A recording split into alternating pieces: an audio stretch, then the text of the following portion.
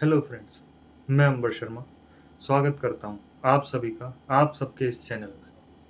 पिछले वीडियो में आपने जाना कि मैं शुरू कर रहा हूं अपने शुगर सर्टिफाइड डेवलपर बनने की तैयारी को और उम्मीद करता हूं कि आप भी मेरे साथ इस तैयारी को करेंगे। तो चलिए आगे बढ़ते हैं। इससे पहले कि हम और कुछ जानें, मुझे सबसे ज़्यादा ज़रूरी लगा कि हम सर्टिफिकेशन से रिलेटेड कुछ सवालों को हल कर लेते हैं। सबसे पहला सवाल जो मुझे समझ में आया वो था कि लोगों को लगेगा सर्टिफिकेशन करते ही क्यों है। तो सर्टिफिकेशन को आप एक प्रूफ ऑफ वर्क की तरह मान सकते हैं। ये पहचान है इस चीज की कि आप सिस्टम को बेहतर तरीके से जानते हैं। कितना बेहतर तरीके से, ये इस चीज पे डिपेंड करता है कि आपने सर्टिफिकेशन की कौन सी है। दूसरा सवाल कि शुगर में हम कितनी सर्टिफिकेशन कर सकते हैं। 3, शुगर एडमिनिस्ट्रेटर, शुगर डेवलपर और शुगर सॉल्यूशन आर्किटेक्ट। इस पूरे ट्यूटोरियल में हम फोकस करेंगे शुगर डेवलपर सर्टिफिकेशन के ऊपर। तीसरा सवाल, सर्टिफिकेशन करने के बेनिफिट क्या है।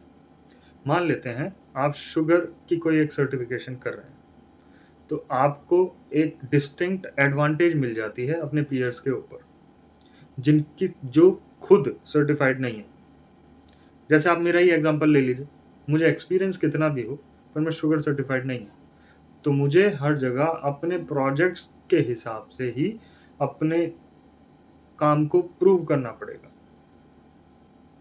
दूसरा एडवांटेज हो सकता है कि सीआरएम फील्ड में आपको विजिबिलिटी मिल जाती है कि हाँ आपको सीआरएम आता है।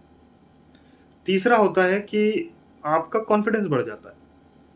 आप जिस भी जॉब पे काम कर रहे होते हैं उसमें उसकी प्रॉब्लम्स के आप कुछ बेहतर सॉल्यूशंस प्रोवाइड करने लग जाते हैं, क्योंकि आप सिस्टम को थोड़ा बेहतर जान गए हैं, अंदर तक जान गए, बेस्ट प्रैक्टिसेस को जान गए।